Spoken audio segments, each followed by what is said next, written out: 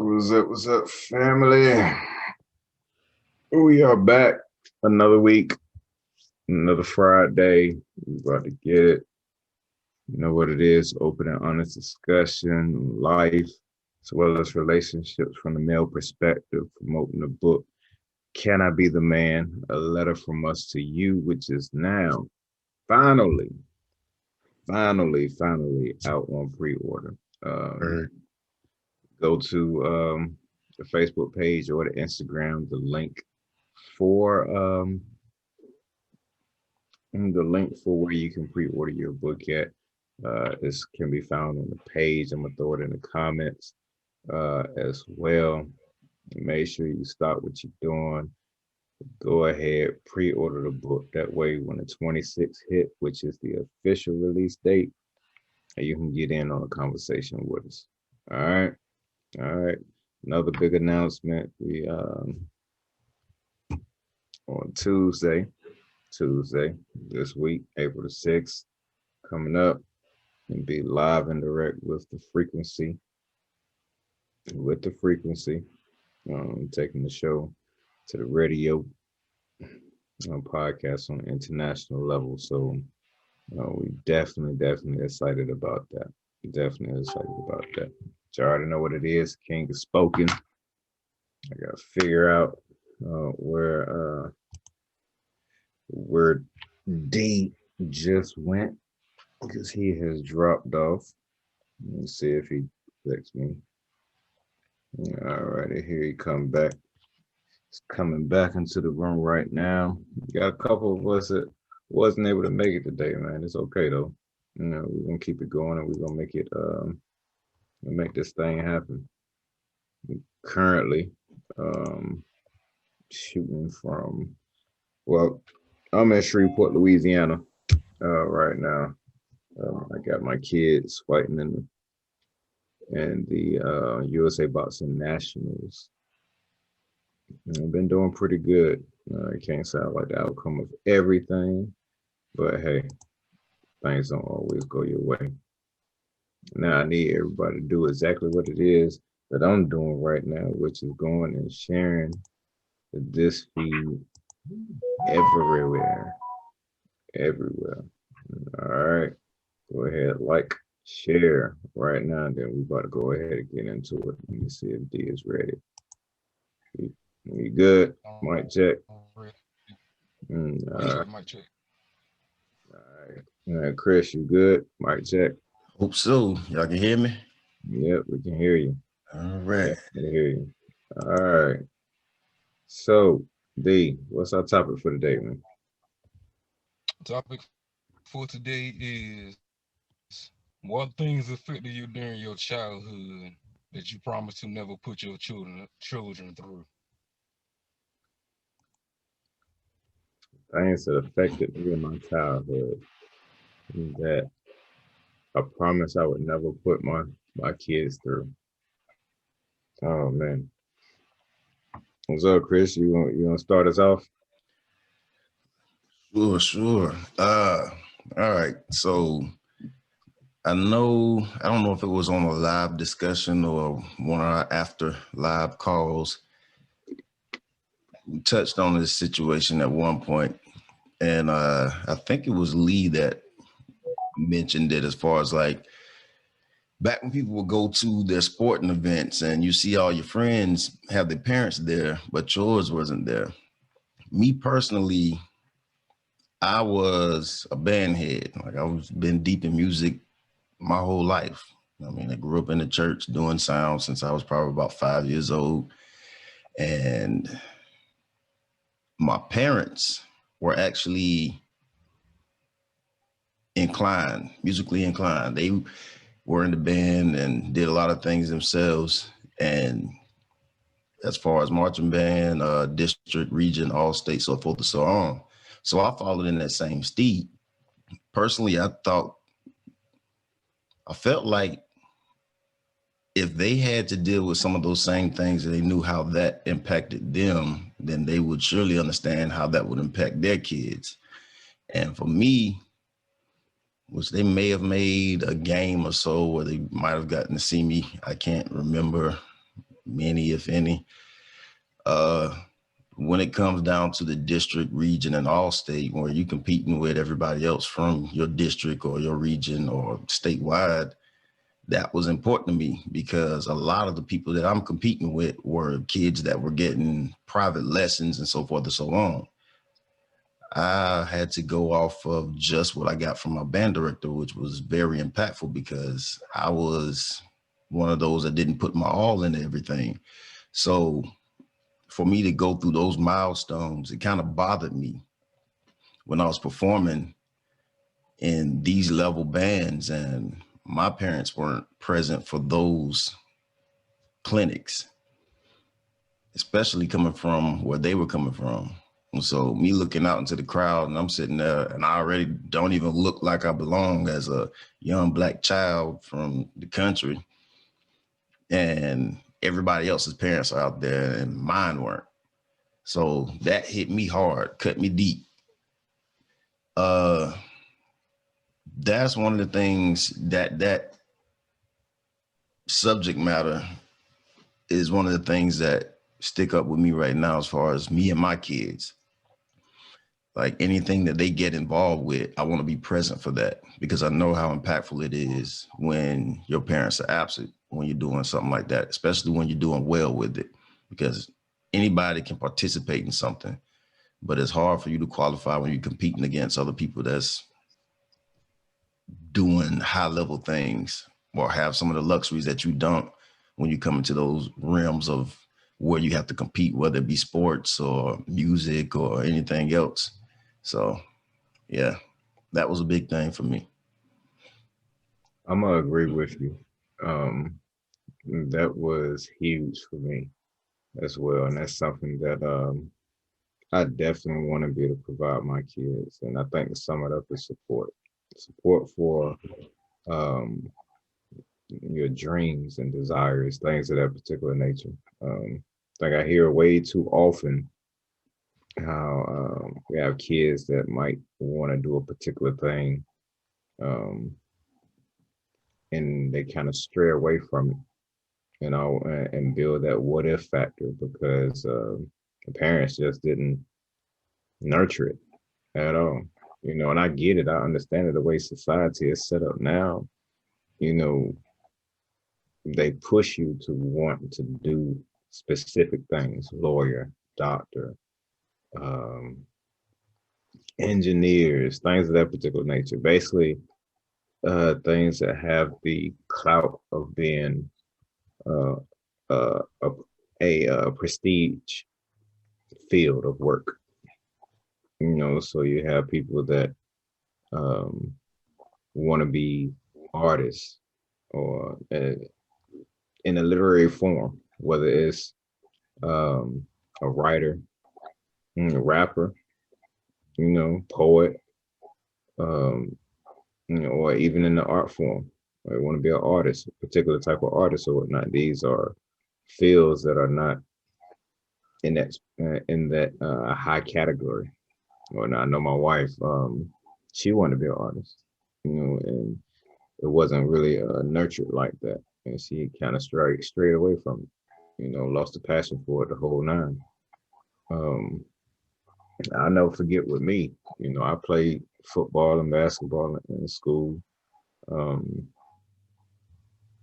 my best game was the one game that my dad showed up at. It went ham that game. I had some good games. I remember at high school. In high school, I was one of them troubled teens, so I had court order anger management classes to go to, but I was starting wide receiver and and cornerback on our team at the time. I remember faithfully getting to the game late. As soon as I got put in, first play came to me, touchdown. And I remember all my teammates rooting and happy and all that other good stuff. And I'm looking in the stands and there's nobody out there. Not for me. I'm seeing all these all these other people that's rooting for the team, you know, but I'm looking, where's my section at? You know, where my people's at? And it was just wasn't there. And even now, you know, I just well before I came out to Louisiana, we had an event at my gym, and my mom and my sister came out to see me, and I felt like a little kid, you know, just because my mom was there to see me speak. You know, that's specifically why they came out there. And I don't think I think that they didn't fully understand just the impact of being there. Mm-hmm. And you know what I'm saying? I don't want my kids to have to feel that. So literally, if one of us gonna be there, either mama or daddy is gonna be there. You know, COVID kind of messed things up, especially now. You know, because I got two kids that do gymnastics, and because of COVID, we're not always like we're there, but we're not there the way that we wanted our parents. You know what I'm saying? To be there in the stands, cheering and everything else. You know, so it's a little different even now. You know, my kids out here at this boxing tournament, and only one individual is able to come in. You know, so COVID kind of put a damper on things, but kind of get the gist of what it is that I'm talking about. And I think I kind of went above and beyond because I don't just sit out there and cheer. You know, I coach my kids too, so that way, in every aspect of it, you know, they are receiving something. But there are other things as well that um, I don't want my kids to have to deal with, and that's the fairy tale effect. You know, I don't want to sit back and a lot of my kids about Santa Claus or um, Easter Bunny and all this other nonsense. You know, I want them to understand the reality of this world, type of deal, and give them choices. Give them choices. And I think the biggest thing about the fairy tale aspect is that we're not perfect. You know, I talk about it in the book. I grew up feeling like for a good little while that my dad was like Superman. You know, I was seeing him doing stuff that the average person doesn't normally do. So you couldn't tell me, you know what I'm saying? That joke, and I thought I was gonna have superpowers, just waiting for me to grow into it. You know what I'm saying? Waiting for me to grow into it. And then when I realized that, yo, he ain't got no superpowers, this joke is sick. You know, put a damper on me, knowing how I view myself, how I looked at myself. So, you know, I wanna be able to kill that fairy tale. You know, I want them to understand life in itself, and that's in every aspect. Even when it comes down to relationships, hey man, what you see from me and mommy, this is what it is you need to see. But at the same time, they need to know and understand that things ain't always peachy. Things is not always peachy, and quite frankly, how our kids going to know how to deal with and engage with their significant others if they never seen us engage and handle problems and things of that particular nature. So at a particular stage, a particular point, I feel like they need to know. I ain't saying they need to know everything, you know, because as parents, as spouses, things of that particular nature, you know your pushing points. You know your pushing points. Some points is gonna take you over the edge, type of deal. But I see nothing wrong with if every disagreement doesn't have to be taken behind closed doors. If we don't agree on what we're gonna eat tonight, you know, we can have that little dispute, that little disagreement in front of the kids so that they can see how we settle it. So they'll know how to settle it. You know, at the very least plant that seed to show them that look, this is the correct method in which to handle disagreements. Because at the end of the day, you two completely different individuals trying to live as one. That is not easy to do. And we have a tendency of painting that fairy tale that everything is gonna be all right. That Cosby complex. Word. That Cosby complex. What's your thoughts, D? You just said the key word earlier, and that's what I was gonna touch on, the nurture. My twin brother and I had this conversation recently, and we've had it multiple times that the stuff that we was into as children didn't get nurtured to its fullest potential. He was heavily into music. He taught himself how to play the piano by ear. He told me recently he was interested in playing the guitar, and he was learning in daycare how to play it, and that our mama seen that he showed interest in it, but she never pushed him to to follow that passion. So on one end it's the nurture aspect, and then on the other end it's the not living in fear. Because we wanted to play football growing up too. We played every other sport outside of football, and that was due to my uncle. He played with one of my uncles. He played football. He was the starting quarterback. And she said at the first play of the game, he drew back and got his arm broke. Mm. That's not us. But just because of that one experience, she didn't want us to play. And we just like, you can't always hold your kids' hands, man. You got to let them go out there and fly. It's just as simple as that. I definitely agree. I definitely agree with that.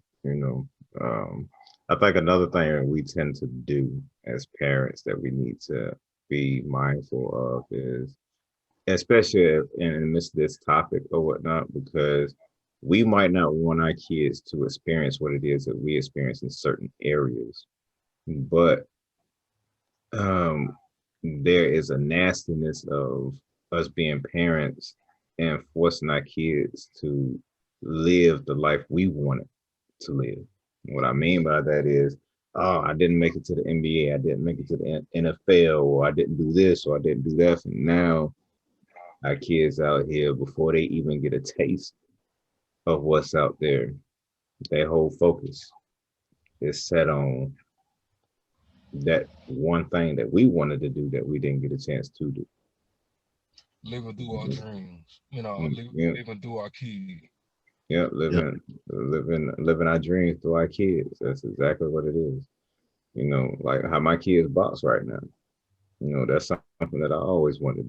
Then get a chance to do it on a spectrum that they're actually doing it. But I stay mindful and that, hey, yo, the moment they feel like they want to do something else, you got that opportunity. Speaking of which, I remember that Mm, you spoke about it on the book. You said that Taylor Taylor didn't mm, want to box anymore. She wanted to take up gymnastics, and mm, you gave her the choice. I'm like, if you don't want to do it anymore, let's do this last match, and that's it. You can go mm. pursue something else. So you got to learn how to give your kids options. Yeah. Matter of fact, I remember that Will Smith spoke about Willow, his daughter, when she first heard her song, "Shake My Hair Back and Forth," whatever the name of the song called. They was on Mm, tour. I believe she was 11 years old at the time, and she lost the passion for it. She didn't want to be on tour anymore. And he was just like, "This is a business. They pay you to do it. You got to do it." And she just kept looking at him in his eyes, and it's like, it's not fun anymore. I don't want to do it. And that was the day that he realized, okay, it's done. She don't want to do it no more. Don't force her. yeah. Yep. And it's a difference. It's a difference. It's definitely a difference in quitting and losing the passion. Oh, yeah. If I feel like one of my kids are quitting because of fear or something other than what you just said, it's just not fun anymore. You're not gonna be able to do it. That's just like Tobias, right? Um, he ready to stop gymnastics. This kid flipped all over the doggone place, but he ready to stop. Why? Because they're not allowing him to do what it is that he actually wants to do. Right now he's just Mm. doing tumbling. He's just doing tumbling. But this Joker, he want to be on bars. Everything that his sister do, he want to be able to do. but they don't have it at the gym that he's actually at. So no, we're not gonna let you quit gymnastics. We see your passion for it. We know you love it. All right. So we just gonna have to bite down and find some place that allow him to learn and do all those things that he actually want to be able to do within that particular skill. It's a difference. It's a difference. Period. You want to quit football because you're afraid to tackle or get hit. Nope. You said you wanted to do it. You said you wanted to do it. Guess what? You're going to do it. You're going to finish this doggone season and we'll figure it out from there. There's something that stands out about that made me think about another thing, because going along with encouraging our kids and their passion, there's also another power in controlling the atmosphere when there's something that's not available to them. Although my parents weren't always at a lot of the stuff that I was doing as far as those type recitals, I have to give a big ups to my pops, because there were two specific times, I think when I was about 10 or 11, and then again, 11 or 12, and then again when I was in probably my senior year of high school. I was dealing with an issue. I guess there was a guy who had this weird crush type thing for my sister, and he liked to play around with me, but it's just like, to me, it felt more like bullying. I'm like, bro, this ain't how you try to get a girl. Like, this, you stupid. But I had an altercation at a concert, and it just so happened that my pops, my sister, my brother was there. So, I mean, I slapped dude up, whatever. And then I went to my pops and I was like, yo, like, this dude getting on my nerves. Because I tried to avoid confrontation, because I had another confrontation with that school with somebody else. Wound up beating that dude, and I didn't like the outcome of it, because I walked away from it, and it was this other dude, I think his name was James or something like that, and he goes out into the park, where we was waiting for the school bus, and like, yo, Chris just beat yada yada. I was like, calm down, dude. Like, it happened, let it be. But back on subject. So my pops gets up and goes to the band director at my middle school and made this dude look extra cheap. That meant a lot to me, because not only were you actually there for something that I was doing, even though it wasn't something big to me at that time, but you were present for that. And then you defended me in that area by going to the person that's supposed to be responsible for all the kids that were back there. And then the second time that it was important to me as far as like him being there was when I was in high school. I was in a jazz band. And at that time, my brother and my sister were also in the jazz band at the high school. And my pops actually was engaged with what was going on in the band program. Like, he was close with the band director as well, which I just spoke to him last night, called him Kool-Aid. He actually helped with doing stuff as far as like the sound and everything else while we were performing, and actually recorded that performance, which was good for me. Like, when you was talking about when your pops came to your, that one game he came to and you just showed out, I had my little solo on the bass. So I went in on that solo. I mean, I was happy because some of the other guys from the other bands that was there performing gave me mad props. But the fact that that happened and my pops was there to capture that moment meant a lot. So that aspect of having your parents there supporting you, but also engaged in what you're doing, is very powerful, which kind of pushes me to want to be doing that the same way, because you can be involved by supporting them, but it means a whole lot more when you're actually inside that. Like, you have parents that are in like your booster clubs and so forth and so on. It means a lot. And it makes you look a lot better as well, because the ones that you compete with are building relationships with your parents and you as well. So it's that family unit and community type aspect that grows when you have your parents involved in stuff that you have a passion for. Kind of like what you were saying with Will Smith, like, when you're in there and you just out there with your kid, managing, doing stuff with them, and you're still looking at what it is that they like to do or what they lose passion for, and you show your kids that you're there for them, no matter what their decisions are, is very powerful and impactful. I think that let me make it clear to everybody in the audience, right? We don't feel some type of way, or we're not putting down what it is that our parents did or didn't do. Right? That's one. Because one thing, getting older, as I got older and started having kids of my own, it made me appreciate even more the things that they actually did do for us. Like my mom every year would take us to either to some amusement park, either Busch Gardens or Kings of Men. Kings of Men was my favorite, but every single year she did it. And it didn't dawn on me till I got older. My mom, she worked 11 to 7, 11 at night to 7 in the morning, every single day. She still do it to this day, my entire life, 11 to 7, which is the reason why, I tell people that my older sister that passed, Felicia, she was like a second mom to me, because she filled that role. Literally, my mom, she still did what it was that she was supposed to, because most times while we was at school, she was sleeping or whatnot. But I I understood that the position that she was actually in, she couldn't come see me do anything. She didn't have the availability because of the way that she was actually working. So it made me appreciate even more the things that, like I said, she was able to do, to be able to take off time from work, where normally somebody take off time work and you constantly working overnight like that, you trying to sleep.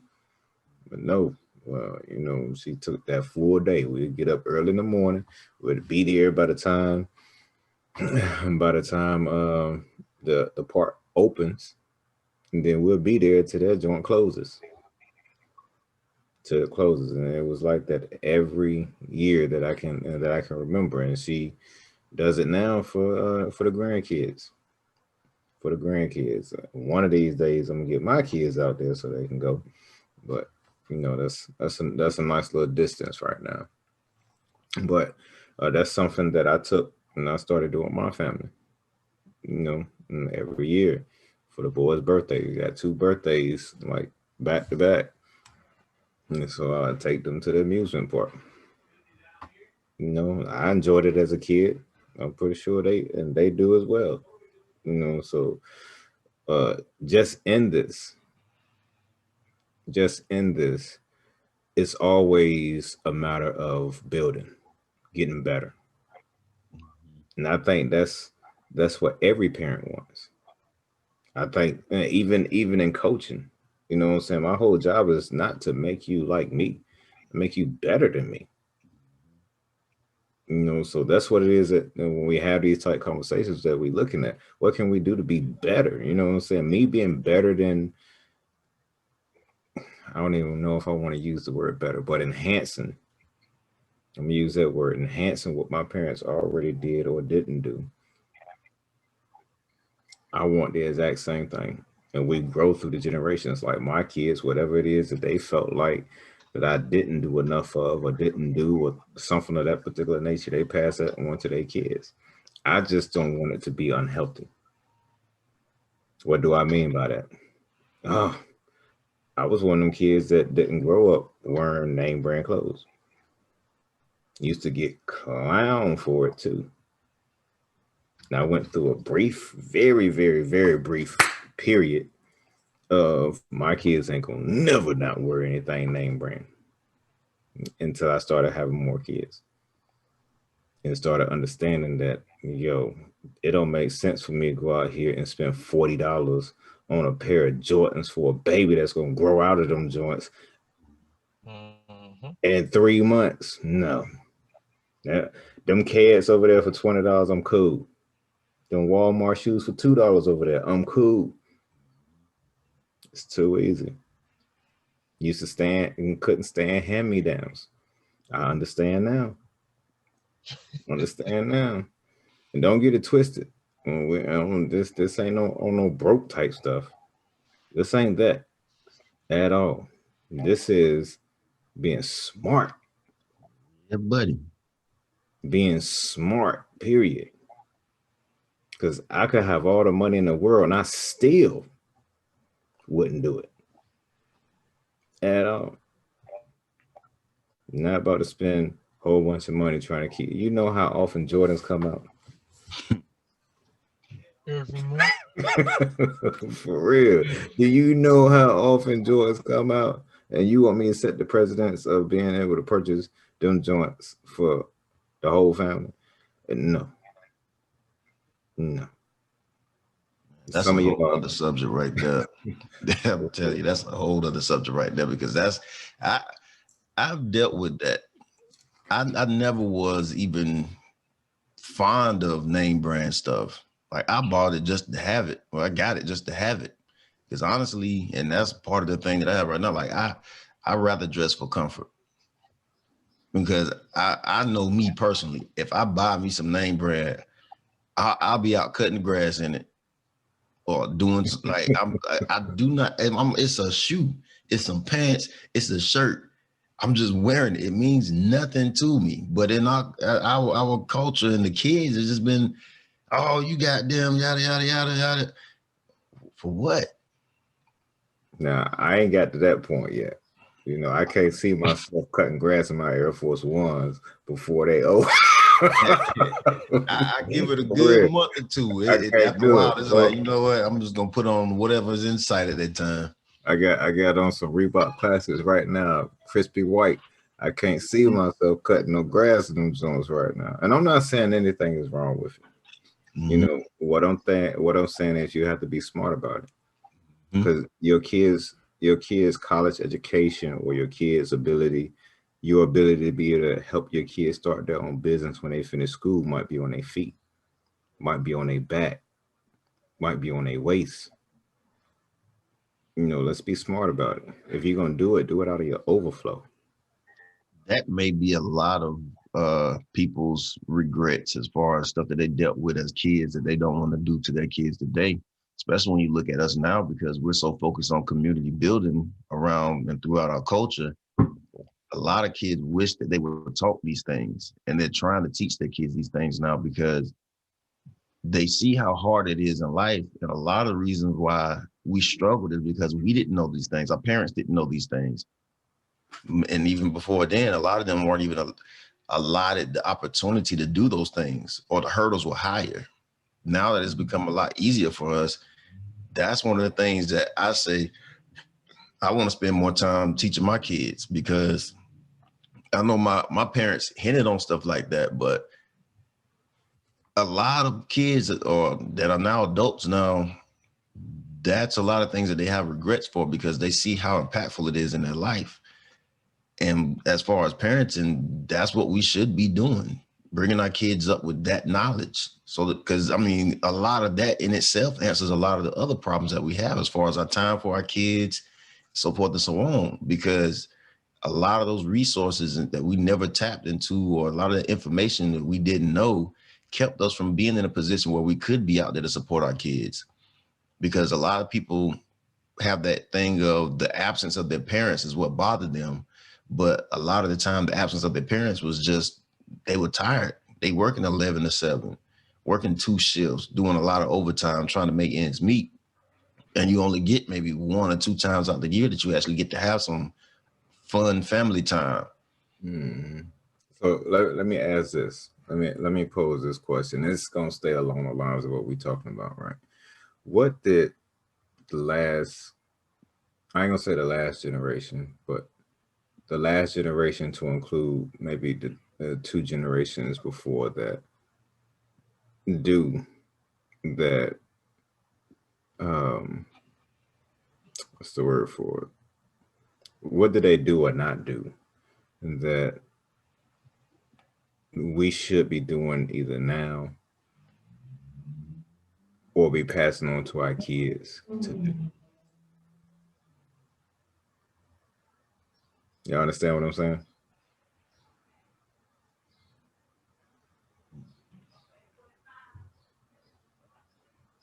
Because what you talked about was in reference to economics, right? Making sure that our kids know and understand economics. And I'm trying to figure out how we went from owning whole communities to owning nothing. So what did they neglect to pass on to where we got to this point? Inheritance. You had too many people that were selling off a lot of things during that time because they were money hungry. And another thing that was bad was a lot of them didn't learn and teach what was necessary as far as economics is concerned, especially as far as like financial responsibility. And they had nothing to give. Our community is probably one of the biggest ones because look at what impact or how a family is impacted when there's a death. Mm-hmm. I mean, we were pretty much the creators of GoFundMe before that was even a thing because we had nothing. People wound up losing and selling stuff just to be able to cover stuff like that. And in some cases, that was like a fad as well with just what you did for funerals. You got to have the best casket, the best this and the best that, like the showmanship and the ceremony. And it was a lot of wasteful stuff. Yeah. One thing that I like about my pops was like, hey, I don't need all that. Well, for one, he didn't want no crying and stuff like that. He want a celebration, but don't sit there and break yourself to try to compensate for whatever as far as my death and everything. I mean, I have an inheritance now. Like my parents did get to a point where they have land and they're still doing stuff now because they're looking at, okay, my kids, my grandkids, I need to leave something behind because they recognize, hey, I don't want y'all to have the same struggle that we had. Because my great grands, they had their thoughts about stuff. Like they had money stored in places in the house and probably had a trunk full of money or something like that as well.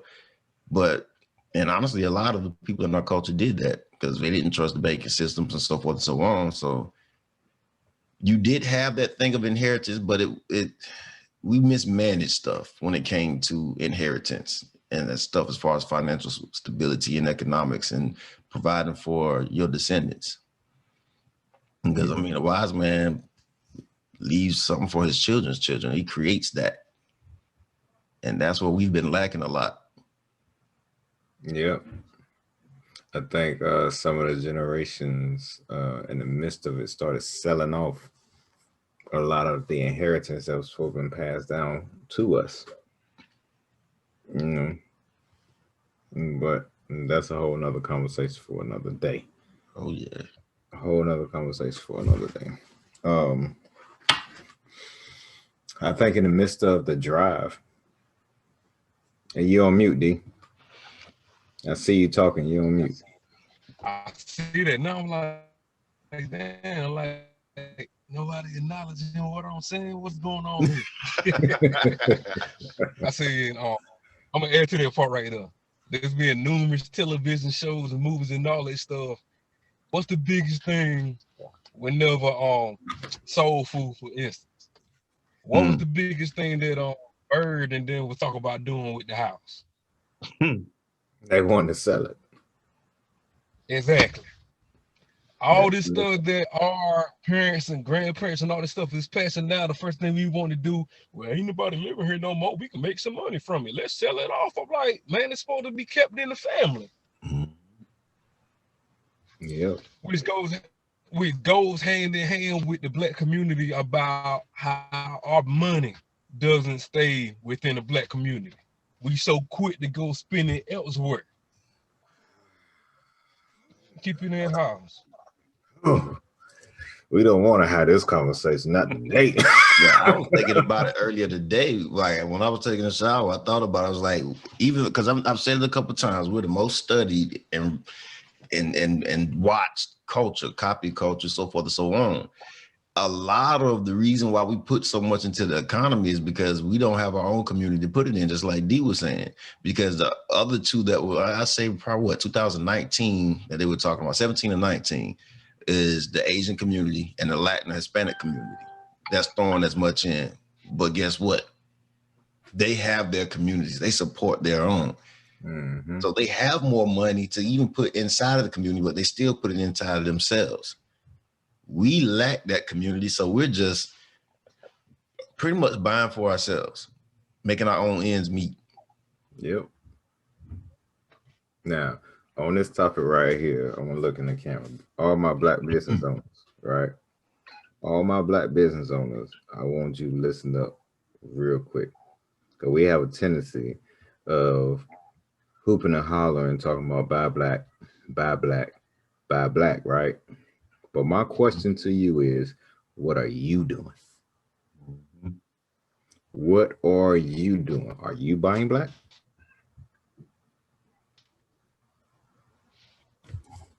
That's the question. Are you buying black? Where do you get your product from?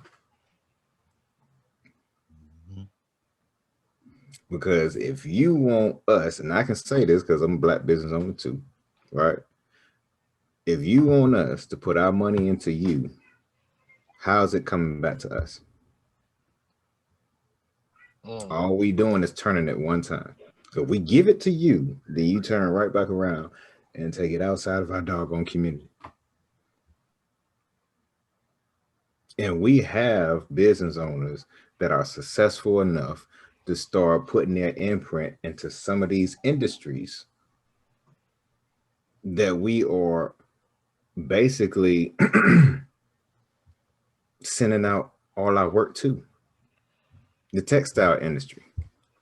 We're going to talk about that one, right?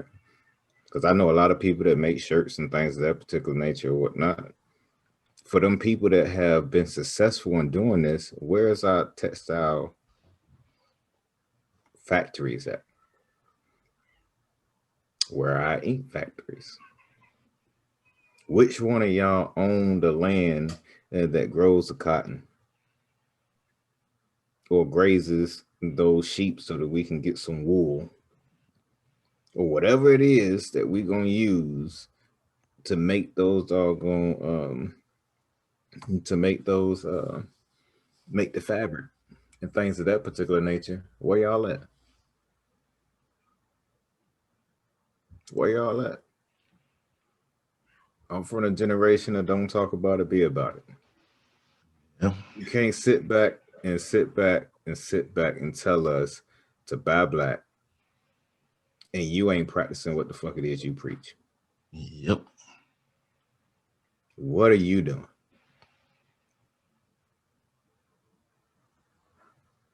At the very least, if we talk about pricing and things of that particular nature, take your behind back over to Africa, right?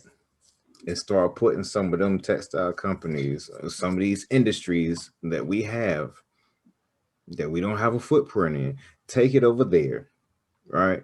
Build it up over there. Because what everybody says is the labor and stuff is so cheap. You know what I'm saying? In all these other countries, okay. That's our people over there too, right? Mm-hmm. Take it back over there. Build it over there. That way, in the midst of building us over here, we're building them over there as well. How hard is that? Mm-hmm. You got some of the most brilliant minds between here and there. I think I've seen one cell phone, not company, I'm talking about manufacturer, that I know of that's black. Matter of fact, there is not one industry that we can think of right now, you know, where from the grassroots on to the time that it goes out of the store, we own something in every facet. Yep. I hear people talk about group economics and all this other stuff all the doggone time, you know, or whatnot, but we don't have the basic shit. Bro, when are we gonna talk about this BBOC thing? I don't think these people understand what it is. Because I mean, there's a reason why we talk this mess. It's the reason why we say that. Like, there's an absence of community. There's a disconnect when it comes to community. Because you got the African, Jamaican, and so forth, so on. All of these melanated communities that are disconnected for one. But here in North America, the US more specific, I guess you can say Canada too, but we have no community. Out of all of the melanated peoples around the world, we seem to be the most disconnected as far as population is concerned. Our relationships are totally different. Like people in Africa, they have some hard stuff going on over there. People in Jamaica as well. I mean, there's no difference in there's good and bad in every place, but the level of discord that we have is it makes no sense. Especially the fact that we know better and we have a whole lot more opportunities here in America than we do anywhere else. Yeah. Yeah, we do. And we don't take advantage of it. And that's because everybody's out here chasing the almighty dollar. Yep. And throwing it away. The almighty dollar. That dollar means nothing. We don't even have the gold here in the US to back up the money. Go talk to some of the financial advisors and stuff that really know about the stock market and all that other good stuff. Or not all them crypto, Bitcoin, that's what everybody's talking about right now. If you don't get into that, you're gonna be sadly hurt because everybody know and understand that the dollar is literally a couple of years from being worthless. Yep. What are we going to do then? Because if your whole goal is to chase it, I'm telling you, this is a whole loop of what we was just talking about. Yeah, because it's going to go right back to those resources that we gave away. Yep. And that's the thing. We lost our power because of that. We can't have our power without these resources. And we. Oh, Chris, you're froze on me. Because we're chasing that has little to no value at all. It's backed by resources, and we gave away our resources. The barter and trade system is never going to change. It is what it is. It's going to be that because that's what's been from the beginning. The dollar is only a banknote, promissory note. If that represents something else of real value. We're talking about building a community, and we're basing it off of something that has no value when we're giving away the very things that we've always had of value. And most of it's been because of fear and ignorance. And the crazy thing is if you understand the history of how the dollar came about, jokers got strong arm and bamboozled. Because before you had to have gold, you ain't have gold. They got strong arm. Understand exactly how the Great Depression really took place. Go back and research what was happening right before all that stuff was going on. I'm telling you. Our people have been duped into believing fairy tales, because even in the worst that was going on, because a lot of people want to think about lynching and everything else that was going on. We were thriving through all the turmoil that was going on in this nation, but people just fail to realize that there's always going to be a battle, a fight, a war for us. But if we sit here and all we see is the loss because of that, and not see the fact of how many people are actually thriving, how many people actually was owning businesses and all the stuff that was being built through those times, we're going to continue to lose. Yep.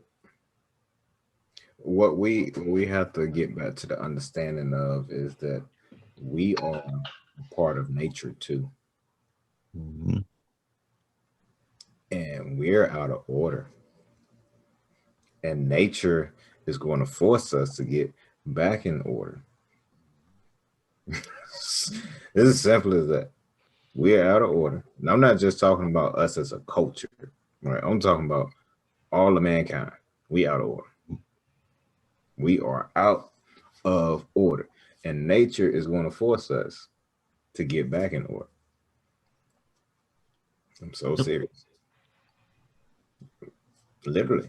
All the nonsense and BS and stuff that we've been doing to this earth, we're going to pay for it. unless we fix it. And we're going to. We're going to. We ain't gonna talk about BBOC today. No, I know, I know they want to. It's not time yet. Nah, we're gonna wait a minute. But what I will say is this, right? Because you got a lot of people that's talking about doing things that are similar to what BBOC is. When we finally roll it out to where everyone knows about it, you're gonna understand everything it is that we doing here. Not just for the book and things of that particular nature, but everything it is that we actually doing here, everything it is that we actually talking about on these shows, things of that particular nature. Because it's not just about us.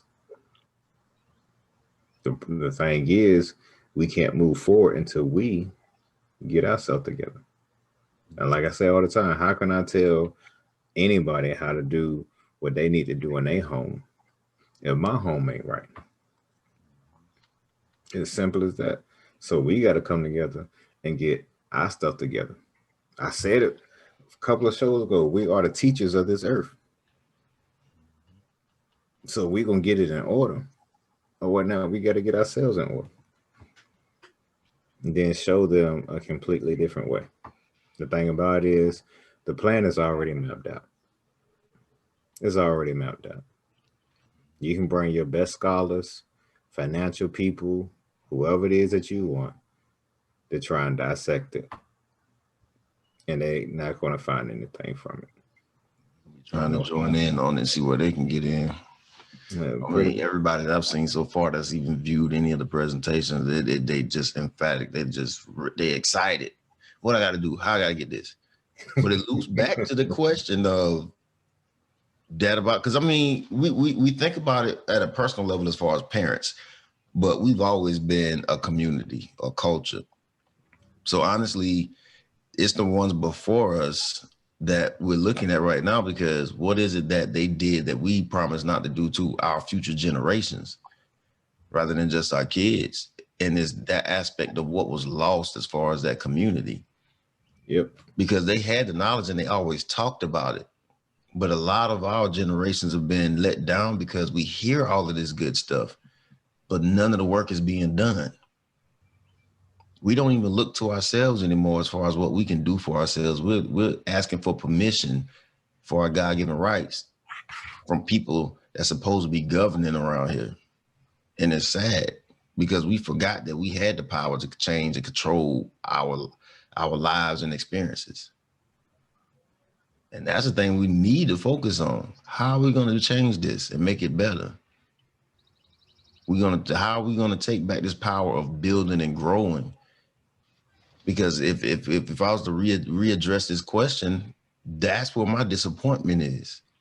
Because I've heard the talk from my parents, grandparents, great-grandparents, my great aunts and uncles and so forth about all of this stuff.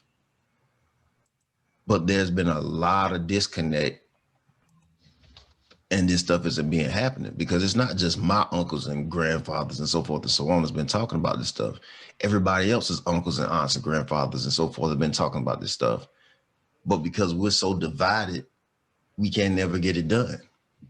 And when we do try to come together, everybody's trying to figure out how they can benefit from it. We can't have a community if we can't commune. Yep. At all. So we're not only failing our kids, we're failing our future generations right now. Mm-hmm. What's your thoughts, D, man? You over there in deep thought. Yeah, I can see it on his face. Mm-hmm. That's sleep. No, we out here put people on a panel to sleep. I know everybody watching sleep. Then yo, y'all ain't put with me sleep. I've been sleepy. Think of my stuff weeks on down the line that actually got to do. Now, honestly, I believe like the biggest thing that the past generations failed us on is the ability to know how to successfully budget. That's what's crippling our households, our kids.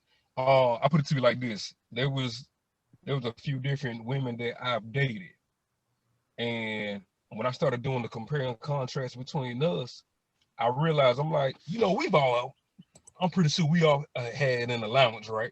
right or wrong. At some point. Yeah. So I'm like, with it being said, the whole purpose of an allowance is not just so you can have your own money to go buy stuff. Your parents are supposed to teach you on like, all right, so you know you get your little $5. Mine was like 5. Y'all's might have been 20 or more, but mine was 5. Mm-hmm. You know, you get your other $5 until next Friday. So I would advise you not to go blow it all in one place. Yeah. So what are some ways that we can teach that? We can better that?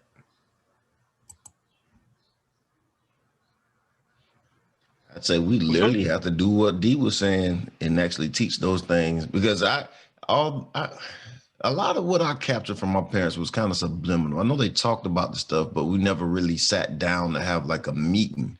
It was never a thing of, okay, all right, my parents talked about this stuff, but we never had a round table where we sat down and we explained, this is how you need to handle budgets and finances and so forth and so on.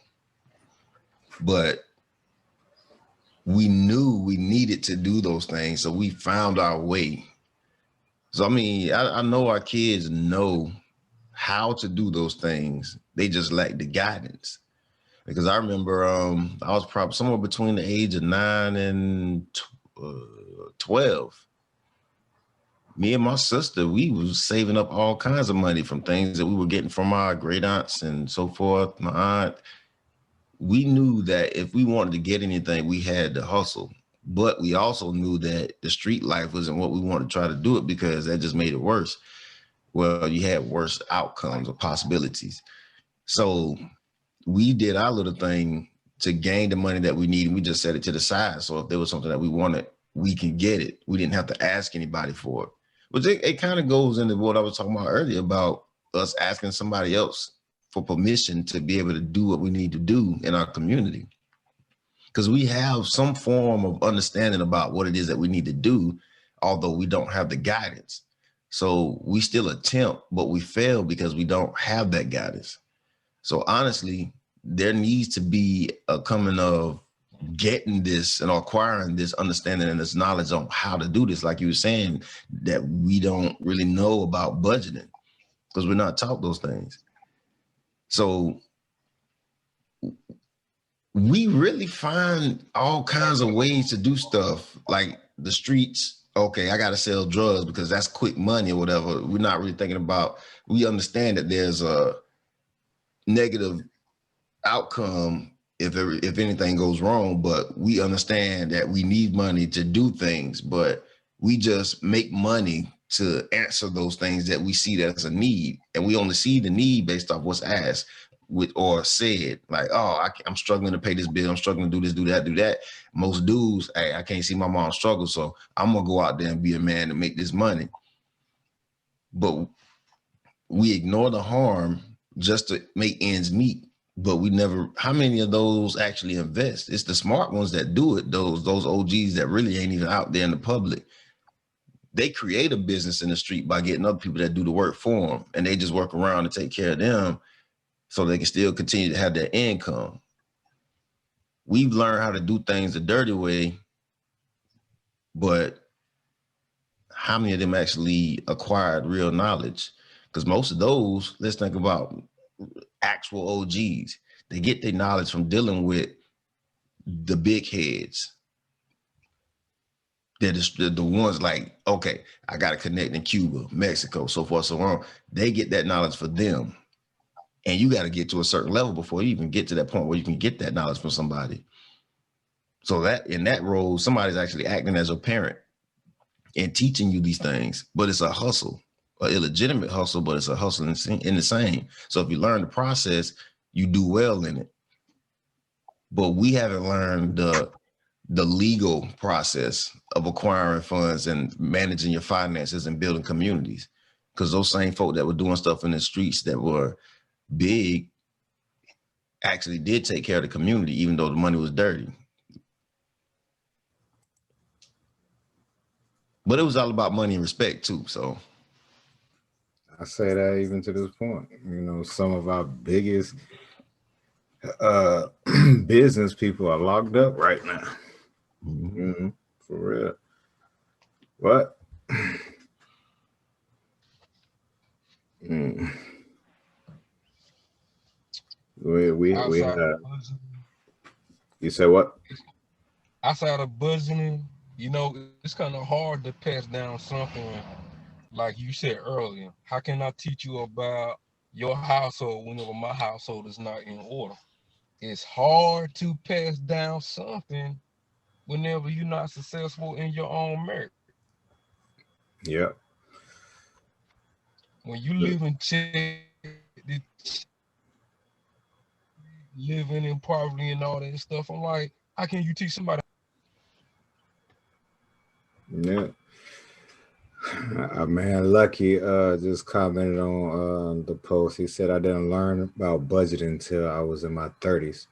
I would get it and blow it quick. We as men got to teach our kids the power of saving and not living check to check. I salute y'all, man. Shout out to you, Lucky. Or who else? Cottrell said, Because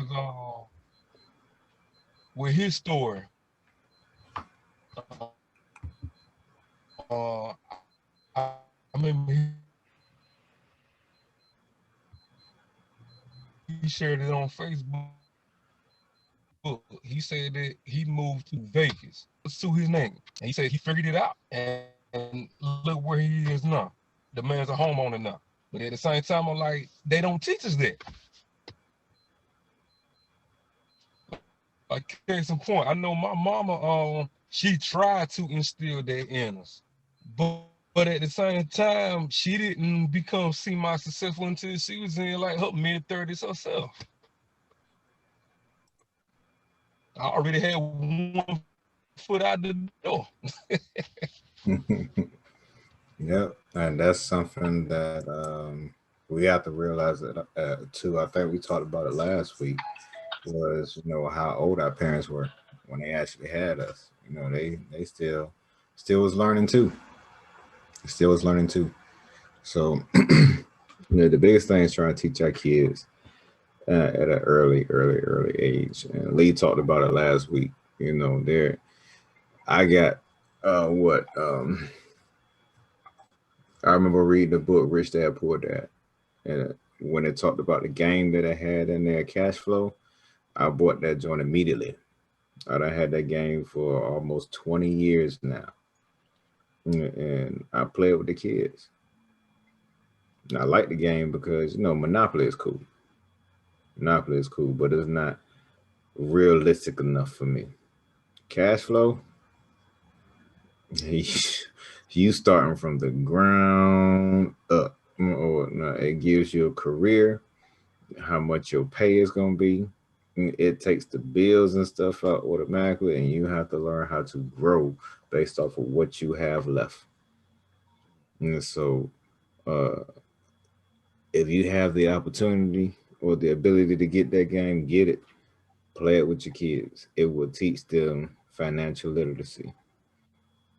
I mean, from stock market to literally some of every doggone thing. Even though I don't deal with the stock market when we play or not, we take all them cards out. And that's on because I know that joint is not going to be around too much longer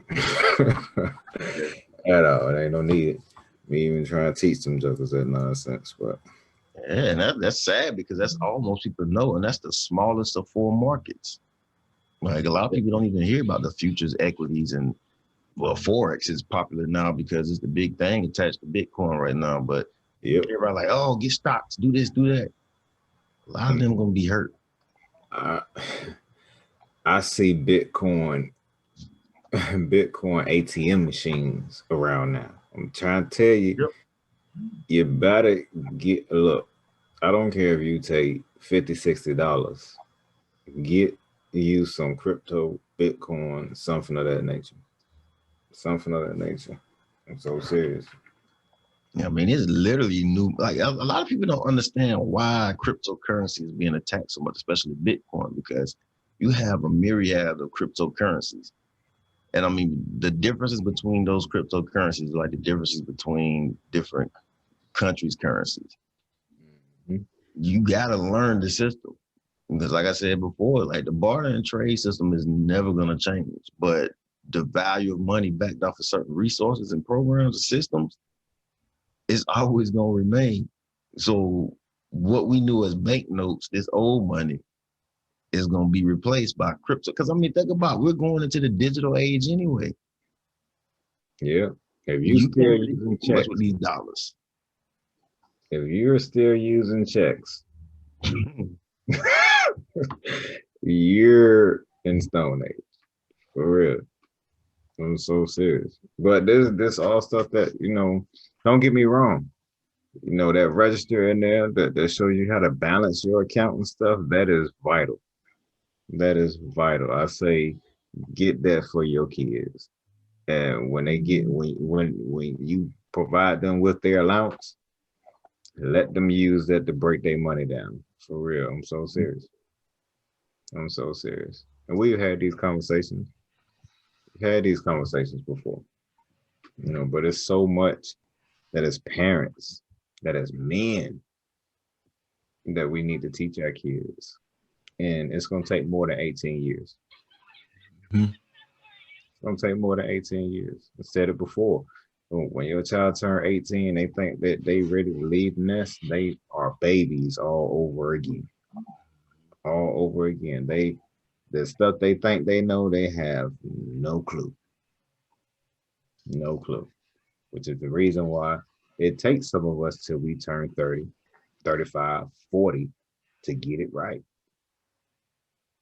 To get it right. And the majority of people that get it right long before then, look at the backing that they had and the teaching that they had from their parents. Mhm. Telling you, y'all be looking at them like they crazy, but these parents out here that got their kids running businesses at 7 years old, good job. Good job. Taking what it is that they love to do and showing them how to make money off of it. That's what we should have been doing. Like I've been trying to get my daughter, Star, she draws. Mhm.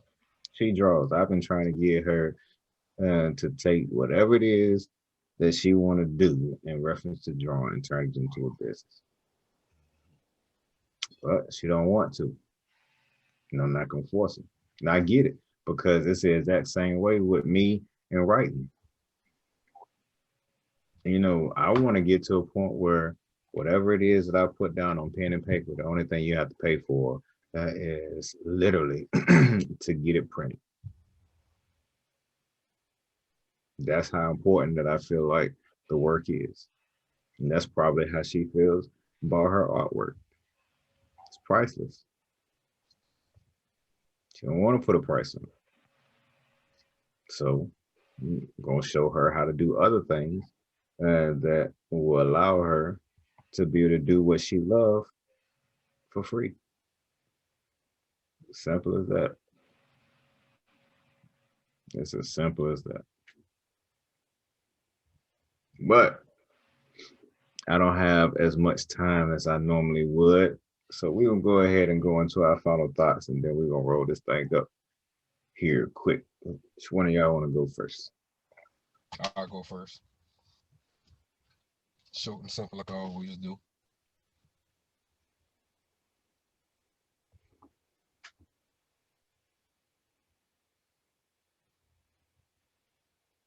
Man, Did it freeze?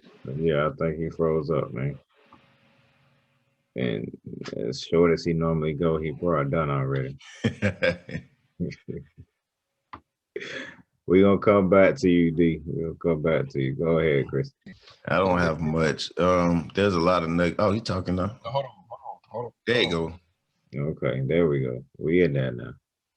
Oh, okay. You finally hear me? Yeah, we can see a little bit of movement. Damn, I'm like, I already gave my final thought. What I tell you? All right, let's do this again.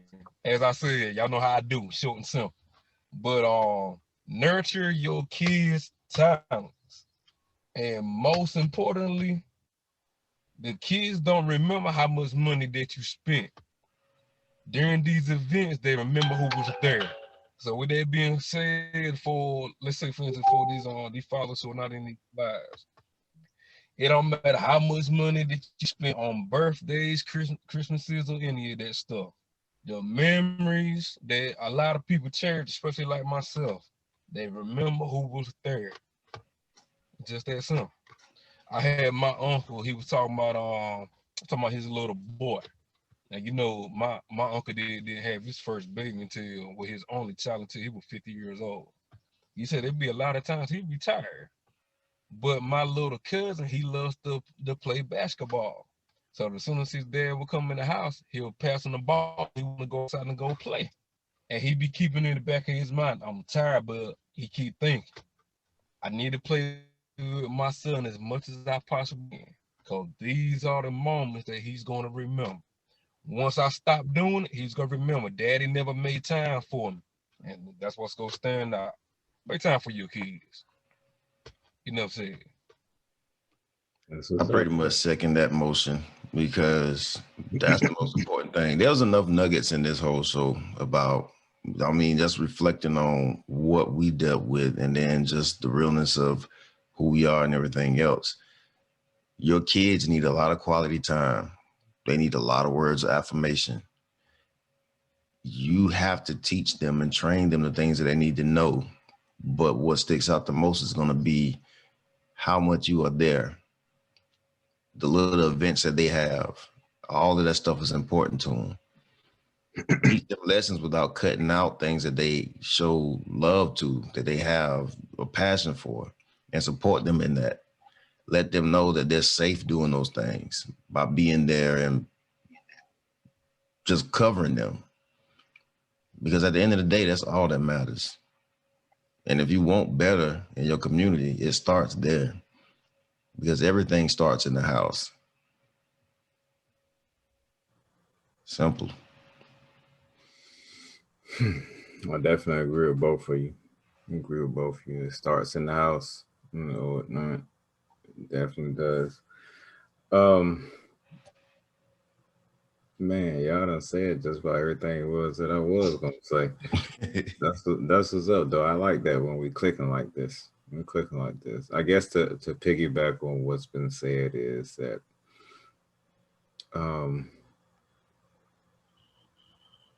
in the midst of us bringing up our kids, right? They're learning what their love language is. So just provide it all to them. Provide it all to them. It's not just solely about giving our kids what it is that we didn't have.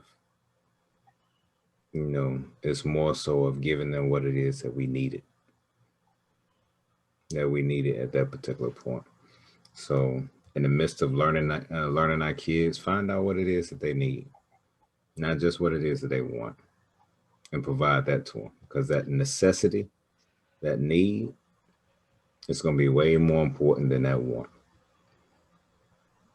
Trust and believe. So with that being said, again, pre-orders. Finally, it's out. You can pre-order the book. I'm going to go ahead and drop the link into on the page. Well, it's actually on the page, but I'm gonna drop it into the comment section of this right here, so you can go ahead, jump on. That way, April 26th, when the book officially drops, you'll be able to join in the conversation. All right, for everybody that is in the Colorado Springs, Denver area or not, go live and in effect Tuesday, 8 o'clock in the morning, when everybody get to work. We having some grown folks conversation. Every Tuesday and Thursday. Can I be the man? Can I be the man? Talk show podcast will officially go into effect. Make sure you join us. Make sure you join us because we're gonna have some dynamic conversations. I can't wait to be able to hear from everyone. One thing I will say is this: hey, look, I got my books in, and I guess what? I'm gonna give out one for free. I'm going to give out one for free. That first show on Tuesday, I'm going to give out one for free. So make sure that you join us, or not. Maybe you would be that fortunate person to be able to get that book long before, long before the actual release date, and you'll be able to join in the conversation a lot earlier. All right. But don't forget to follow me on Facebook under King, KingNaib, Nab, KingNaib. Follow me on Instagram, KingNaib, KingNaib. We out here. A website coming shortly, or not. A YouTube page coming shortly as well. And just stay tuned. Stay tuned. But that's pretty much it. The King has spoken. We out. Peace.